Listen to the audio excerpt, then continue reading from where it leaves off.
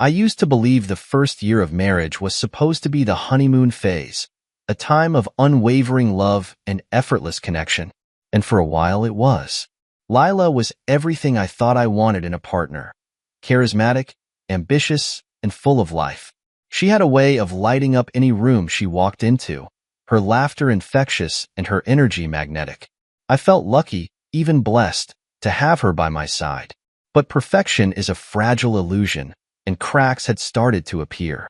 At first, they were small, moments of coldness that I brushed off as stress from her demanding career. Lila had always been driven, her work as a corporate consultant consuming long hours and leaving little time for us. I told myself it was normal, that every relationship went through its ups and downs. Yet, deep down, I couldn't shake the feeling that something was shifting.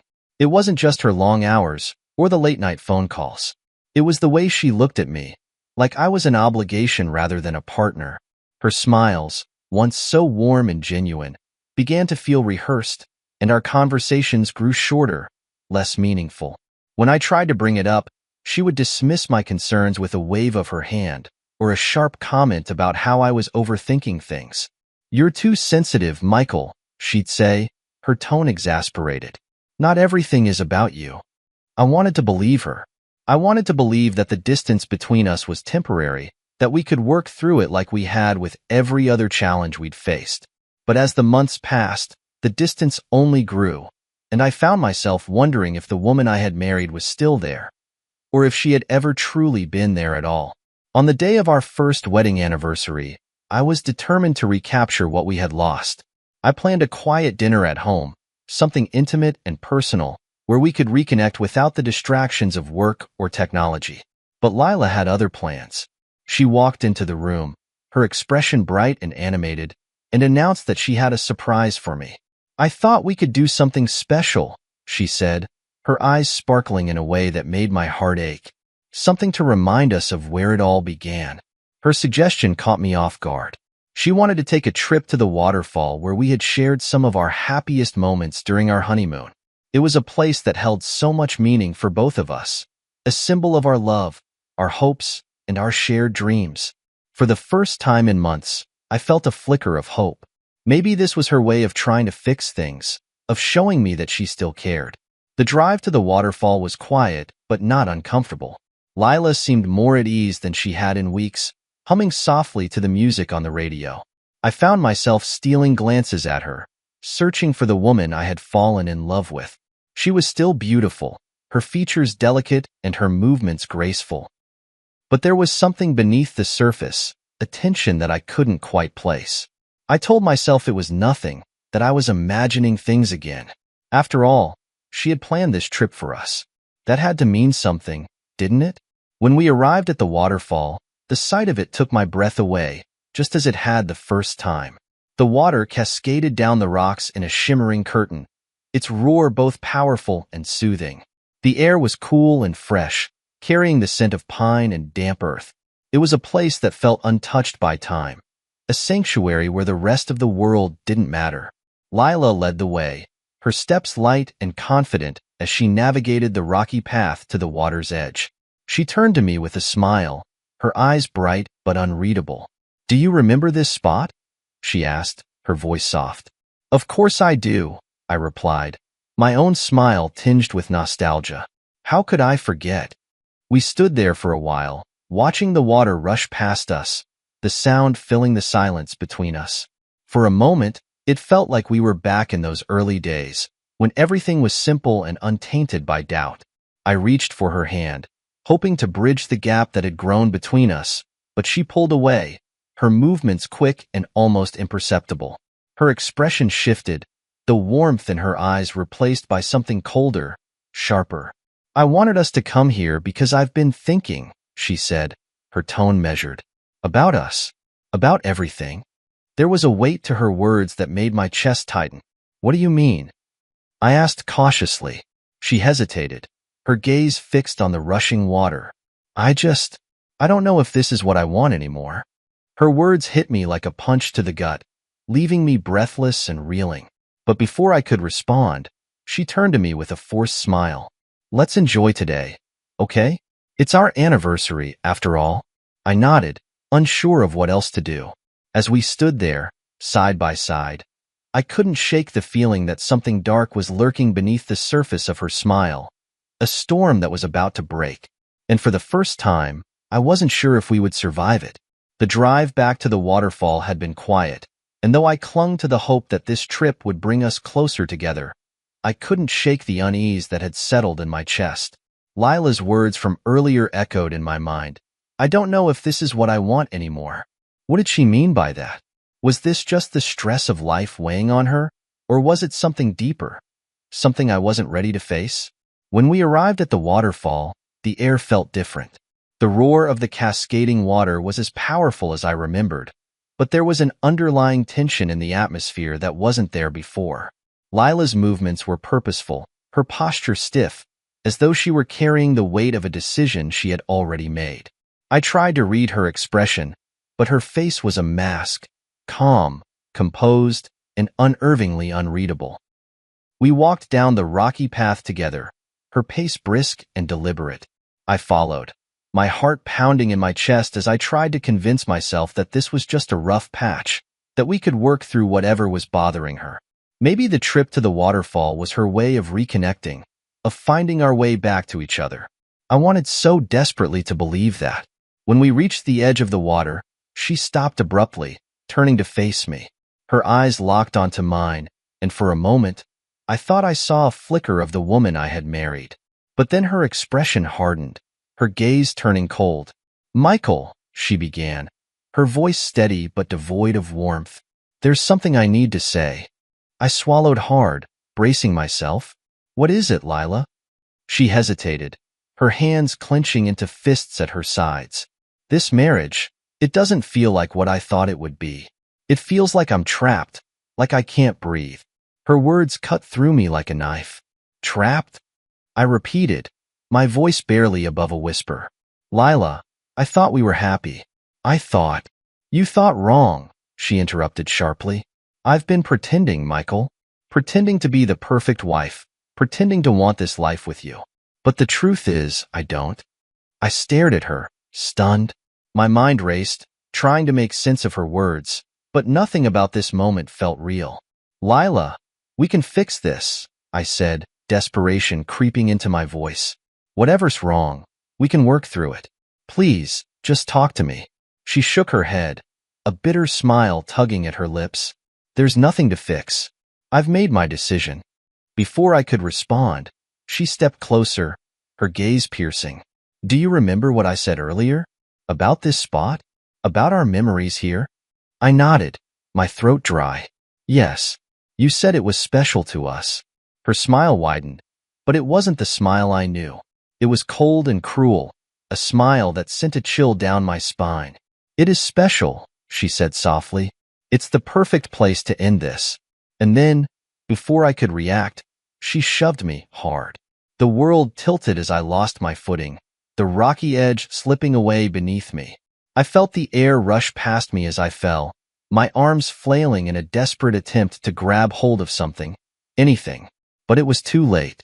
I hit the icy water with a force that knocked the breath out of me, the current immediately pulling me under. The water was deafening, its roar filling my ears as I struggled to orient myself. Panic set in as I fought against the current, my arms and legs moving instinctively. For a moment, I thought I might drown, that Lila's plan would succeed. But then I remembered something she didn't know. I was an excellent swimmer, summoning every ounce of strength I had. I kicked against the current, propelling myself toward the surface. My lungs burned as I broke through, gasping for air. The waterfall loomed above me, its power unrelenting, but I forced myself to focus. I couldn't let her win. Not like this. I swam toward the riverbank, my arms and legs aching with every stroke. The icy water bit at my skin, but I refused to stop. Finally, after what felt like an eternity, I reached the shore. I dragged myself onto the rocky ground, collapsing in a heap as my body heaved with exhaustion. Lying there, soaked and shivering, I stared up at the sky. The realization of what had just happened hit me like a freight train. Lila had tried to kill me. She had pushed me into the waterfall, fully believing I wouldn't survive. The betrayal was almost too much to process. The woman I had loved, the woman I had vowed to spend my life with, had seen me as nothing more than an obstacle to be removed. My chest tightened with a mix of heartbreak and fury. But even in the midst of my pain, one thought emerged, clear and resolute. I wouldn't let her get away with this. Pushing myself up, I took a deep breath and surveyed my surroundings. The waterfall roared behind me, a reminder of how close I had come to death. But I was still here. I was alive. And I wasn't going to let Lila's betrayal define me. As I sat on the riverbank, drenched and trembling, a plan began to form in my mind. Lila thought she had one, but she had underestimated me. She didn't know what I was capable of, and she certainly didn't know that I would fight back. This wasn't the end. It was just the beginning. The water rushed past me as I sat on the riverbank, my body trembling from the cold and the weight of what had just happened. My breath came in ragged gasps, each one a reminder that I was still alive. Lila had tried to kill me. She had looked me in the eye, spoken words meant to wound, and shoved me into the waterfall, thinking I wouldn't make it out alive. The realization hit me like a second blow. The woman I had shared my life with, the person I thought I knew better than anyone, had decided I was disposable. And yet, here I was, breathing, alive, and stronger than she ever anticipated. She thought the water would swallow me whole. She thought she'd be free of me, but she didn't know me at all. I pushed myself to my feet, every muscle in my body screaming in protest. My clothes clung to me, heavy and drenched, but I ignored the discomfort. My mind was already racing, fueled by a cocktail of adrenaline, anger, and something else, determination. If Lila thought she could erase me, she was about to learn how wrong she was. I scanned the area, assessing my surroundings. The forest stretched out around me, dense and quiet except for the constant roar of the waterfall behind me. I had no phone, no wallet, nothing but the clothes on my back and the sheer will to survive. But I didn't need anything else. I knew what I had to do. The first step was to get away from the waterfall. Lila might come back to check if her plan had worked, and I wasn't about to give her the satisfaction of finding me there, alive and breathing. Sticking to the tree line for cover, I began walking downstream, my wet shoes squelching against the rocky terrain. The further I got from the scene, the clearer my thoughts became. I replayed everything in my mind, analyzing each word, each action, her growing distance, the coldness in her eyes, the way she had dismissed my concerns. It all made sense now. She had been planning this for months, maybe even longer, and I had been blind to it, too consumed by my love for her to see the warning signs. But that blindness was gone now. Lila had shown me who she truly was, and I wasn't going to let her win. After what felt like hours of walking, I stumbled upon a small clearing. A narrow dirt path wound its way through the trees, and in the distance, I could make out the faint outline of a road. Relief washed over me. A road meant people, and people meant help. But before I stepped onto that path, I paused, considering my next move. I couldn't go back to my old life, not yet. If Lila believed I was dead, I had an advantage. She would let her guard down, thinking she had succeeded. I could use that time to regroup, to plan, to ensure that when I confronted her, I would have the upper hand. But first, I needed to disappear. The thought of leaving everything behind was daunting, but it was also liberating. For the first time in years, I felt like I was in control. This wasn't about Lila anymore. This was about me reclaiming my life, my power, and my dignity. She had taken so much from me, but she hadn't taken everything. I still had my mind, my resilience, and my drive. And that was more than enough. By the time I reached the road, the sun was beginning to set, casting long shadows across the forest.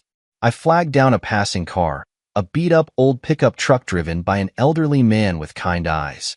He didn't ask many questions, and I was grateful for that. I told him I had been hiking and got lost, and he offered to drive me into town. As we drove, I stared out the window, my mind racing with plans.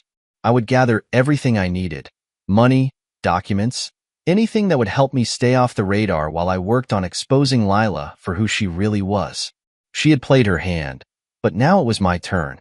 When we reached the small town, I thanked the man and walked into a nearby diner. The warmth of the place was a stark contrast to the cold, damp feeling that had clung to me all day. I ordered a coffee and sat in a corner booth, pulling out a pen and napkin from the counter. I started writing, listing everything I needed to do in meticulous detail. First, I had to retrieve my belongings without tipping Lila off. Then, I needed to secure my finances, ensure she couldn't access anything, and gather evidence to prove what she had done. Lila had built her life on lies and manipulation, and I was going to make sure everyone saw her for who she truly was. As I sat there, the reality of the situation began to sink in. My life as I knew it was over. The home I had built with Lila, the dreams we had shared, it was all gone. But I wasn't mourning anymore. I was ready to fight. Lila had tried to erase me, but she had only made me stronger. By the time I finished my coffee, I had a plan, a real plan. I paid for my meal, left the diner, and stepped back into the night with a renewed sense of purpose. Lila thought she had won, but she didn't realize she had just unleashed a storm she wasn't prepared for. I was coming for her, and this time, I wasn't holding back. I spent the night in a cheap motel on the outskirts of the small town, the kind of place where no one asked questions. Sleep didn't come easily. Every time I closed my eyes, I saw Lila's face, the cold smile, the shove, the way she had turned her back on me without hesitation. I relived the fall into the icy water, the suffocating rush of the current, and the desperate fight to survive. It was all too vivid, too raw. But as the hours ticked by, those memories fueled something inside me, a fierce determination to take back control of my life. By morning, I knew what I had to do. If I wanted to truly disappear, I needed to erase every trace of myself from the life I had shared with Lila. That meant going back to the house, our house, though it no longer felt like mine. It was a risk, but one I was willing to take. Lila likely thought I was dead, which meant she wouldn't be expecting me. I had the element of surprise on my side. I waited until the late afternoon, when I knew she'd be at work, before making my move. I rented a car using cash, making sure to leave no paper trail, and drove the familiar route back to the neighborhood where we had built a life together. The sight of the house brought a bitter taste to my mouth.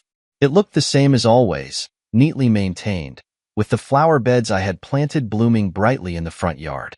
But it felt like a facade, a cruel reminder of the betrayal that had taken place. I parked a few streets away and walked the rest of the way, keeping my head down and my hood up. The neighborhood was quiet, as it often was during the day, with most of the residents at work or running errands. When I reached the house, I circled around to the back, using the spare key I had hidden in the garden to let myself in through the back door. The air inside was still, almost eerie. It smelled faintly of Lila's perfume, a scent that used to bring me comfort but now made my stomach churn. I moved quickly, not wanting to linger any longer than necessary. My first priority was gathering my belongings, clothes, documents, anything of personal or financial value. I grabbed my passport, birth certificate, and the backup hard drive I kept in the office. These were things I couldn't afford to leave behind. As I moved through the house, memories flooded back unbidden. The kitchen, where we had spent countless evenings cooking together. The living room, where we had laughed over movies and shared quiet moments. The bedroom, where we had whispered dreams of the future. It was painful, but I forced myself to stay focused. This wasn't a home anymore. It was a battleground, and I was here to reclaim what was mine. Once I had gathered everything I needed, I turned my attention to the financial accounts. I logged into our shared bank accounts and transferred my portion of the savings into a private account Lila didn't know about. Then, I changed all the passwords, locking her out completely. It was a small victory, but it felt like reclaiming a piece of my dignity. Before leaving, I wanted to leave Lila with something. A message that would let her know I wasn't gone, that I wasn't going to let her get away with what she had done. I found an old shoebox in the closet and placed a few carefully chosen items inside. Her wedding ring, still glistening from the water, and a single photo of us from the waterfall during our honeymoon. On the back of the photo, I wrote a simple message. You tried to drown me, but I'm still here. I placed the box on the dining table, right where she would see it the moment she walked in. It wasn't about scaring her. It was about reminding her that she hadn't won. Not by a long shot. Before leaving, I took one last look around the house. It felt strange, knowing I might never step foot here again. But I didn't feel sadness or regret, only resolve. This was no longer my life, and I was ready to leave it behind. I exited through the back door, locking it behind me, and made my way to the rental car. As I drove away, I felt a mix of exhaustion and exhilaration. I had done it. I had erased myself from the life Lila had tried to destroy. Now, I could focus on what came next, exposing her for who she really was and ensuring she faced the consequences of her actions. The sun was setting as I reached the motel, painting the sky in shades of orange and pink. It was a stark contrast to the storm brewing inside me, but it gave me hope. This wasn't the end. It was the beginning of a new chapter, one where I held all the power. As I lay down that night, I felt a strange sense of peace. Lila thought she had silenced me, but she had only awakened a part of me I didn't know existed. I was no longer her victim. I was the architect of her downfall.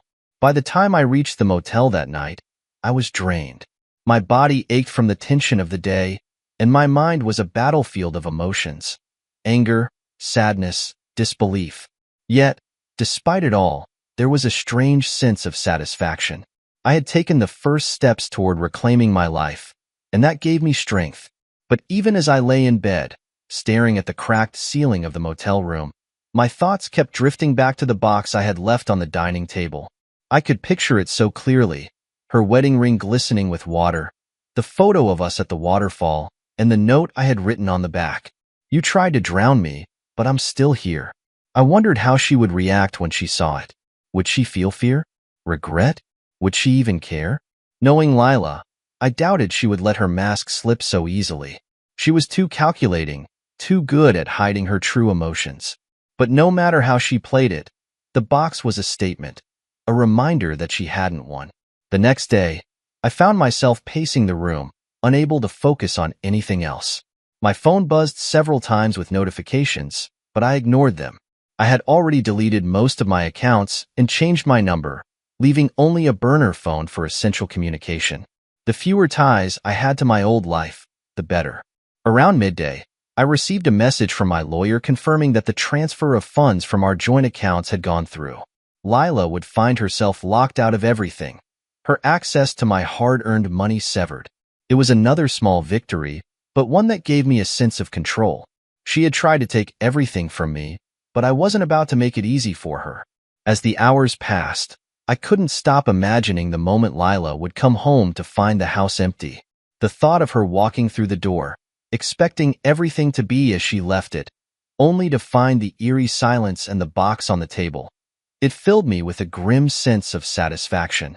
She had always prided herself on being in control, on manipulating situations to her advantage. This time, I had flipped the script. That evening, I got my answer. I was sitting on the edge of the motel bed when the burner phone buzzed. The number was unfamiliar, but I knew instantly who it was. My pulse quickened as I picked it up and saw the message. What the hell is this? Where are you?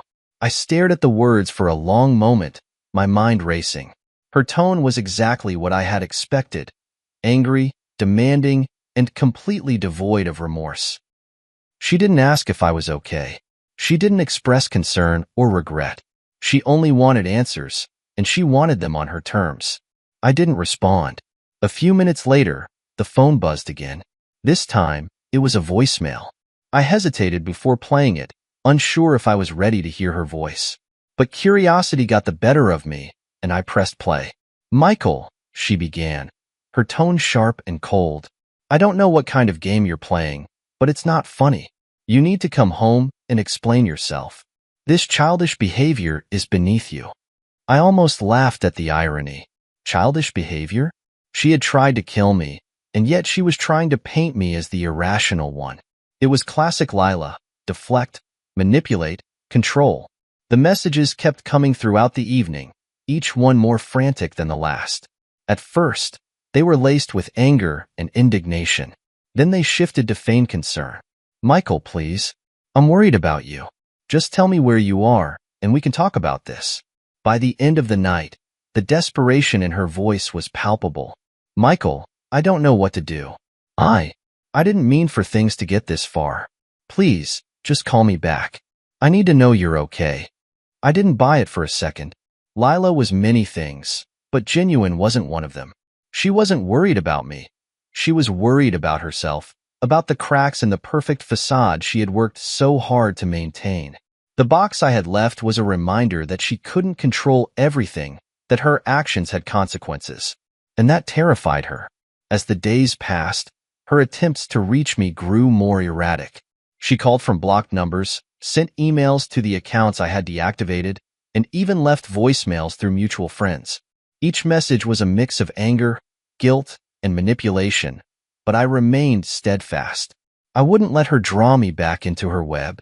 Instead, I focused on the next steps. I began gathering evidence, photos, messages, and anything that could prove her betrayal. I needed leverage, not just for my own closure, but to ensure she couldn't harm me or anyone else again. Lila had underestimated me, and now I was using that to my advantage. One evening, as I reviewed the growing file of evidence, I allowed myself a small smile. Lila thought she was untouchable, that she could rewrite the narrative to suit her needs. But the truth was on my side, and I was determined to make sure it saw the light of day. I wasn't just surviving anymore. I was fighting back, and I was just getting started. The days following my escape became a strange mix of liberation and anticipation. I was no longer tied down by Lila's toxicity, but her growing desperation to reach me only fueled my resolve. Her messages continued to flood the burner phone, each one more frantic than the last, but I remained silent. Every unanswered call and ignored voicemail was a reminder to her that I was no longer under her control. It wasn't long before the messages shifted from anger to fear. Lila wasn't used to losing, and my silence was a battle she couldn't win. Her power lay in manipulation, in twisting words and situations to suit her narrative. Without a response, without a way to manipulate me, she was powerless. And that terrified her. One night, I received a particularly telling voicemail. Her voice was shaky, laced with an emotion I hadn't heard from her in years, genuine panic. "Michael," she began, her words tumbling over each other. "I don't know what you're trying to prove, but this isn't funny anymore. You're scaring me. Please, just talk to me. I can explain everything." Explain everything? The audacity of her words almost made me laugh. How could she possibly explain shoving me into a waterfall and leaving me for dead? There were no justifications for what she had done, but her growing fear gave me a sense of satisfaction I couldn't deny. She wasn't in control anymore, and she knew it. Still, I knew I couldn't let my guard down. Lila was cunning, and desperation often made people dangerous. If I wanted to stay ahead of her, I needed to remain one step ahead at all times. That meant keeping my movements discreet, my plans meticulous, and my emotions in check. As the days turned into weeks, I began to notice a shift in Lila's messages. They became less frequent but more calculated, as though she were testing the waters. In one voicemail, she spoke softly, almost sweetly, as if trying to remind me of the woman I had fallen in love with. "Michael, I miss you," she said, her voice barely above a whisper. "I know I made mistakes, but we can fix this. We can go back to how things used to be. Please, just come home." It was a performance, and not a particularly convincing one. The woman I had once loved was gone, replaced by someone who only cared about saving face. Still, I couldn't help but feel a pang of sadness. For a moment, I let myself remember the good times, the laughter, the adventures, the plans we had made together. But those memories were tainted now, overshadowed by betrayal and deceit. One evening, as I reviewed the evidence I had gathered, I received another message. This time, it wasn't from Lila directly. It was from a mutual friend. The text was brief, but loaded with implication. "Hey, Michael. Lila's been acting really strange lately. She keeps asking if I've seen you. Everything okay?" I stared at the message, my mind racing. Lila was reaching out to people in our circle, likely trying to control the narrative before I could. It was classic Lila, always trying to stay one step ahead. But what she didn't realize was that I had already anticipated this move. I responded carefully, crafting my reply to leave no room for misinterpretation. "Thanks for letting me know. I'm fine, but I can't talk about it right now. Just know that I'm safe. The reply came almost immediately. Got it. Let me know if you need anything. It was a relief to know that some people in my life were still on my side, even if they didn't know the full story. I couldn't afford to trust too many people, but having even one ally gave me a sense of security. That night, I received the message I had been waiting for, a text from Lila that revealed her true state of mind. Michael, if you're trying to scare me, it's working, but you need to stop. This isn't fair. You're making me look bad, and I can't handle this anymore. Just come back so we can talk. The shift in tone was palpable. She wasn't just scared. She was unraveling. The once confident, composed woman who had always prided herself on being in control was starting to crack.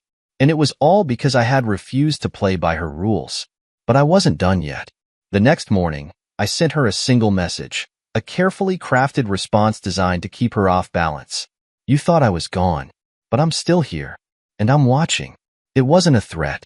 It was a statement, a reminder that I wasn't the man she could push around anymore. I had power now, and I intended to use it. Her reply came within minutes, a string of frantic texts that alternated between anger and desperation. What do you want from me? I'm sorry. Okay? I didn't mean for things to get this far. Just tell me what to do, and I'll do it. Please, Michael. I didn't respond. Instead, I let her spiral, knowing that her guilt and fear would do the work for me. Lila had built her life on lies, and now those lies were starting to close in on her. She was unraveling, and I wasn't going to stop her.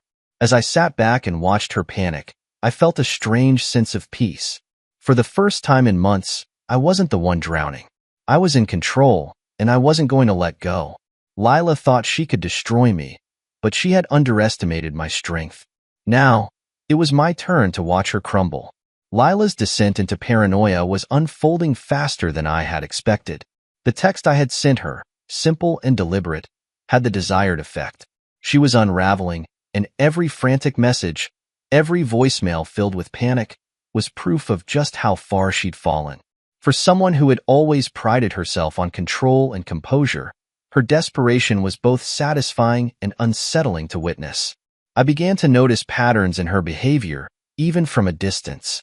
Through mutual friends, I heard whispers of Lila acting erratically at work, snapping at colleagues, losing her temper during meetings, and spacing out during critical presentations. Her once flawless reputation was beginning to crumble, and I couldn't help but wonder how long it would take before she fully broke under the weight of her own guilt. But I wasn't content to simply watch her fall apart. I wanted her to understand the gravity of what she had done, to feel the same fear and uncertainty she had inflicted on me. And so, I began to turn the screws, carefully and methodically. It started with the photos. I sent them anonymously, making sure they couldn't be traced back to me. The first one was a picture of the waterfall, taken from the exact spot where she had pushed me. I imagined her reaction as she opened the envelope, her hands trembling as she stared at the image. Did she feel the weight of her actions? Or did she simply feel fear at being exposed? A few days later, I sent another photo, this time of the riverbank where I had dragged myself to safety. On the back of the photo, I wrote a single word, survivor. The messages were subtle, just enough to make her question whether I was watching her, whether I was close. And from what I heard through the grapevine, it was working. Lila's paranoia was reaching new heights. She started avoiding her usual routines, taking different routes to work, and constantly checking over her shoulder. She even installed a new security system at the house, complete with cameras and motion sensors. It was ironic, really. She had turned our home into a fortress, yet she couldn't escape the walls closing in on her mind. One evening, I received a call from a mutual friend. It was casual at first, but then they mentioned something that caught my attention. Lila's been acting strange, they said cautiously. She's been asking a lot of questions about you. If anyone's seen you, if anyone's heard from you. She even asked if you'd been by the house. And what did you tell her? I asked, keeping my tone neutral. I told her the truth, that I haven't seen or heard from you, they replied. But Michael, she's not herself. She looks scared. I thanked them for the information and ended the call, a strange mix of satisfaction and unease settling over me. This was exactly what I had wanted. To make her feel the weight of her actions, to let her fear consume her. But part of me wondered if I was pushing too far. Was this about justice, or was it about revenge? The answer didn't come easily. All I knew was that I couldn't stop now. Not when I was so close to exposing her for who she really was. The final piece of the puzzle came when I accessed the files I had taken from the house. Among them were documents and emails that painted a damning picture of Lila's betrayal. There were messages between her and Derek, cryptic and suggestive, discussing plans that clearly didn't include me. There were financial records showing how she had siphoned money from our accounts to fund her own interests. And then there was the clincher. A voice memo she had recorded, likely as a reminder to herself, detailing her plans to move on from me. Her words were chilling. "He's holding me back," she had said, her voice cold and detached. "I can't keep pretending. Once he's out of the picture, I can finally live the life I deserve." I listened to the recording multiple times, each replay igniting a fresh wave of anger and determination. This wasn't just about me anymore. It was about exposing the truth, about ensuring she couldn't hurt anyone else the way she had hurt me. With the evidence in hand, I began to strategize my next move. Lila thought she was being haunted by a ghost, but soon she would realize I wasn't a specter. I was very real, and I wasn't going to stop until she faced the consequences of her actions. The next message I sent her was the most calculated yet. It was an email sent from an anonymous account with the subject line, "Do you remember the waterfall?" The body of the email contained a single sentence, "The truth is coming for you." Her response was immediate, a flurry of panicked emails, each one more frantic than the last. She begged me to stop, pleaded for forgiveness, and even offered to meet in person to talk things through. But I didn't reply. I didn't need to. The damage was already done. As I sat back and watched her unravel, I felt a sense of closure beginning to take hold. Lila had tried to destroy me, but in the end, she had only destroyed herself. And while her paranoia grew, I felt lighter, freer, and more determined than ever to reclaim my life. This wasn't the end. The final confrontation was still ahead. But for now, I was content to let her spiral, knowing that the truth was finally catching up with her. The truth was unraveling faster than I had anticipated, and the weight of Lila's paranoia was dragging her deeper into her own darkness. I stayed in the shadows, carefully observing from a distance as she scrambled to regain control of a narrative that had slipped entirely out of her grasp. But her desperation was only beginning. What came next would leave her no room to escape. Through the anonymous emails and carefully placed reminders, I had made my presence felt in her life, a phantom she couldn't quite pin down. I knew she was searching for me, trying to piece together where I was and what I wanted. But what she didn't realize was that every move she made, every frantic attempt to uncover my whereabouts, only gave me more ammunition. Her desperation was painting the picture I needed. One morning, as I sifted through the evidence I had gathered, I found the perfect weapon. Hidden in the files I had taken from our home were texts and voice recordings that showed the extent of her betrayal. They weren't just about her affair with Derek or her plot to harm me. They revealed her disdain for everyone around her. Lila had always been calculating, but seeing her cruelty spelled out so plainly made my stomach churn. There were text messages between her and Derek mocking her coworkers, calling them pathetic sheep and easily manipulated. She had detailed how she'd used my financial support to fund her lifestyle while planning to leave me once she had secured her independence. And then there were the voice notes, cold, calculated monologues where she laid out her plans as if she were dictating a strategy memo. "I don't need him anymore," she had said in one recording, her tone emotionless. "He's a liability. Once this is over, I'll be free." The evidence was damning, not just for her personal relationships, but for her professional life as well. Lila had built her reputation on charm and charisma, convincing everyone around her that she was a trustworthy, competent leader. These recordings shattered that illusion entirely. I decided it was time to make my move. The next morning, I sent the evidence anonymously to her employer. The email was simple but direct, with a subject line that read, "Urgent," regarding Lila's professional conduct. Attached were the recordings and screenshots of her messages, along with a note explaining how she had used company resources for personal gain.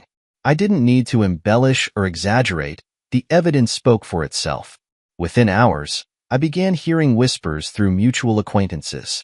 Lila's employer had launched an internal investigation, and she had been called into an emergency meeting. I could only imagine the panic that must have consumed her as she realized her carefully constructed facade was crumbling before her eyes. But I wasn't done. That evening, I sent another email, this time to Derek's wife.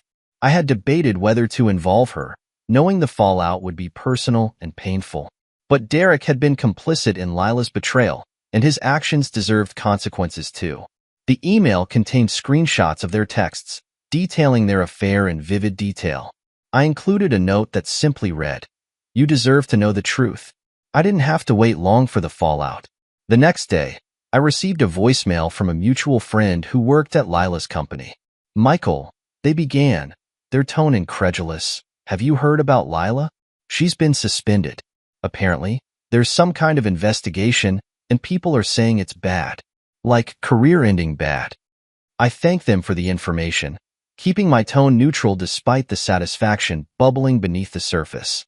Lila's house of cards was collapsing, and there was nothing she could do to stop it.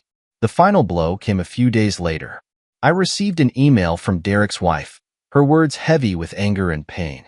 "Michael, thank you for telling me the truth. I had my suspicions, but this confirms everything. Derek and I are done. He's already packed his bags, and I've told his employer what he's been doing. I hope this brings you some peace, as it has for me." I stared at the message for a long time, a mixture of emotions swirling within me. It wasn't just satisfaction, it was relief. For the first time, I felt like justice was being served, not just for me but for everyone Lila and Derek had hurt. Lila, meanwhile, had gone silent. The messages and voicemails stopped, replaced by a deafening absence that spoke volumes. I knew she was reeling, likely trying to salvage what was left of her life. But there was no salvaging this. The truth was out, and there was no going back. As I sat in my rented apartment that evening, staring out at the city lights, I felt a strange sense of peace. This wasn't the life I had planned, but it was a life I had fought for. A life free from lies, betrayal, and manipulation. For the first time in months, I allowed myself to exhale, to let go of the anger that had consumed me for so long. Lila had tried to destroy me, but in the end, she had only destroyed herself. And as I moved forward, leaving the past behind, I knew I had reclaimed more than just my life. I had reclaimed my power, my dignity, and my future. The confrontation I had planned for so long was finally here, and I felt ready. I'd spent months preparing for this moment, gathering evidence, watching Lila unravel from afar, and ensuring every piece of the puzzle was perfectly aligned. Now, it was time to face her. Not as the man she had tried to destroy, but as someone stronger, someone who had risen from the ashes of her betrayal. I chose her workplace as the setting for this final act. It wasn't just about convenience. It was about sending a message. Lila had thrived on appearances, on maintaining her carefully crafted image of success and control. Exposing her in front of her colleagues would strip away the last remnants of that illusion. As I walked into the sleek office building, my heart pounded in my chest, but it wasn't fear. It was resolve. I approached the front desk, where a young receptionist greeted me with a polite smile. "I'm here to see Lila," I said, my voice steady. The receptionist hesitated, glancing at her computer screen. "I'm sorry, sir, but—" "She'll want to see me," I interrupted, meeting her gaze. "Tell her Michael is here." Something in my tone must have convinced her, because she picked up the phone and made the call. Moments later, she nodded. "You can go up. 5th floor. Conference room B."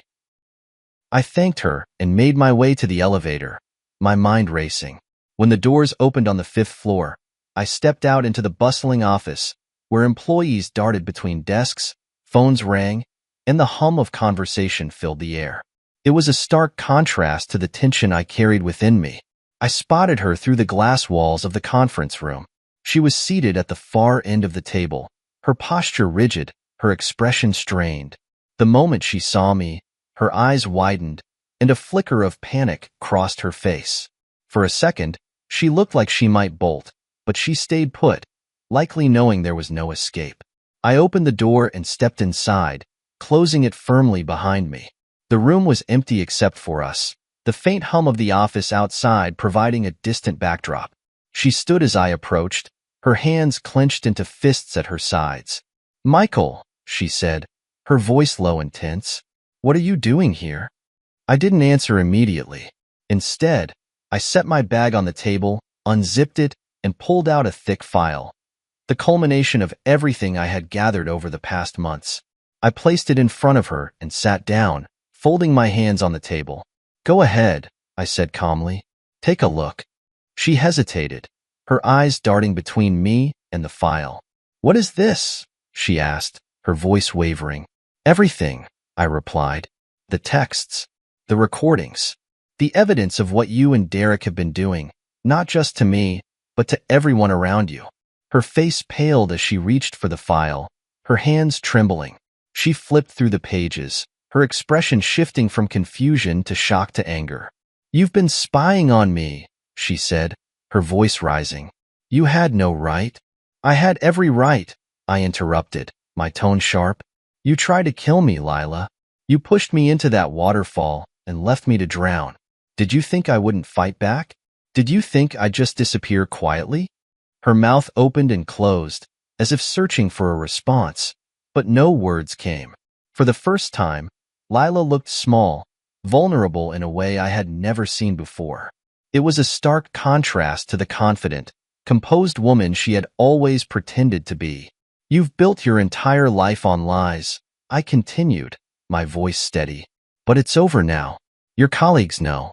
Derek's wife knows. Everyone knows. There's no more hiding, no more manipulating. The truth is out." She sank into her chair, her hands gripping the edge of the table as if to steady herself. "Michael," she said, her voice barely above a whisper. "I'm sorry. Don't." I cut her off. "Don't apologize. Not to me. Save it for the people you've hurt, the people who trusted you, who believed in you. Save it for yourself, if you even believe your own lies anymore." She looked at me then, her eyes brimming with tears. For a moment, I thought I saw genuine regret, but I didn't let it sway me. I had come too far to be manipulated by her emotions. "What do you want from me?" she asked, her voice trembling. "Revenge? Is that it? Do you want to see me suffer?" I shook my head, leaning forward. "I don't need revenge, Lila. You've done that to yourself. All I want is to be free of you, to move on with my life without the shadow of your betrayal hanging over me. And now, I can." I stood, grabbing my bag and slinging it over my shoulder. "Goodbye, Lila," I said, my voice final. "I hope you find whatever it is you're looking for, but it won't be with me." She didn't say anything as I walked out of the conference room, her head bowed, her hands shaking. I didn't look back. I didn't need to. As I stepped out of the office building and into the crisp afternoon air, a sense of relief washed over me. The confrontation was over, and I had said everything I needed to say. For the first time in months, I felt truly free. Lila's fate was no longer my concern. My focus was on the future, on rebuilding my life, my happiness, and my peace. And as I walked away, I knew I had finally closed the chapter on her betrayal. The weeks following my confrontation with Lila felt like stepping into a new world. For the first time in what felt like an eternity, I could breathe freely. The weight of her betrayal no longer pressed on my chest, and the constant hum of anxiety had quieted. I was free, not just from Lila, but from the life I had once shared with her, a life that had become a prison long before I realized it. I focused on rebuilding myself and the pieces of my life she had tried to destroy. It wasn't easy at first. Healing never is. But each day brought small victories, and I held on to them like lifelines. I reconnected with old friends, people I had distanced myself from during the chaos of my marriage. Their support reminded me that I wasn't alone, that I had people who cared for me and believed in me. One of those people was Sophia. We had met at a networking event months earlier, back when I was still in the thick of my troubles with Lila. At the time, She was a kind stranger offering polite conversation and a listening ear. Now, she had become much more: a friend, a confidant, and, slowly but surely, something deeper. Sophia was everything Lila wasn't: warm, genuine, and compassionate. She didn't care about appearances or status. She cared about people, about connection. She saw me for who I was, not for what I had or what I could offer her. With her, I felt safe. For the first time in years, I allowed myself to imagine a future filled with trust and love. But the journey wasn't just about finding love again. It was about reclaiming the parts of myself I had lost. I threw myself into my work, channeling my energy into new projects that reignited my passion and creativity. My career flourished, and I found a sense of purpose that had been missing for so long. The confidence I had lost in the wake of Lila's betrayal began to return, piece by piece. Meanwhile, the fallout from Lila's actions continued to ripple through her life. News of her suspension had spread through her industry, and she had become a cautionary tale among her peers. Derek, her partner in crime, had disappeared from the scene entirely, leaving her to face the consequences alone. I heard through mutual acquaintances that she had moved out of the city, seeking a fresh start somewhere new. It didn't surprise me. Lila was always good at running away from her problems. But I wasn't running. I was moving forward. One crisp autumn afternoon, I found myself back at the waterfall. It was the first time I had returned since that fateful day, and the sight of it brought a rush of emotions. The water roared as it cascaded down the rocks, its power undiminished by time. It was beautiful, unrelenting, and constant, a reminder of nature's ability to endure. I stood at the edge of the water, staring into the rushing current. This place had once been the site of my greatest betrayal, a moment of unimaginable pain. But now, it felt different. It felt like a symbol of my survival, my resilience. I had been pushed to the brink, but I hadn't broken. I had fought my way back, and I was stronger for it. As I stood there, I reached into my pocket and pulled out a small object, Lila's wedding ring. I had kept it, not as a token of sentimentality, but as a reminder of what I had overcome. Now, it no longer held power over me. It was just a piece of metal, insignificant and weightless. With a deep breath, I hurled the ring into the water, watching as it disappeared beneath the surface. The act felt cathartic, a physical manifestation of letting go. The past was behind me, and I was ready to move forward. That evening, I returned home to Sophia. She greeted me at the door with a smile that warmed my heart, her presence a soothing balm to the scars Lila had left behind. Over dinner, we talked about our plans for the future, a future that felt bright and full of possibility. She spoke about her dreams of traveling, of starting her own business, and I listened with genuine excitement. For the first time, I felt like I was part of something real, something meaningful. Later that night, as we sat together on the couch, Sophia turned to me with a curious expression. "What are you thinking about?" she asked, her voice soft. I smiled, leaning back and taking her hand in mine. "I'm thinking about how far I've come," I admitted, "and how lucky I am to have you by my side." Her eyes softened, and she leaned her head against my shoulder. "You deserve this, Michael. You've been through so much, and yet here you are, stronger, wiser, and ready for whatever comes next." She was right. I had faced the storm and come out on the other side, not unscathed but unbroken. My journey wasn't over, but I was no longer afraid of the challenges ahead. I had found my strength, my purpose, and my peace. And with Sophia by my side, I knew I could face anything. As I closed my eyes that night, a sense of contentment washed over me. The scars of the past would always be there, but they no longer defined me. I was free to live, to love, and to build a future worth fighting for. This was my life, reclaimed and renewed. And it was only just beginning.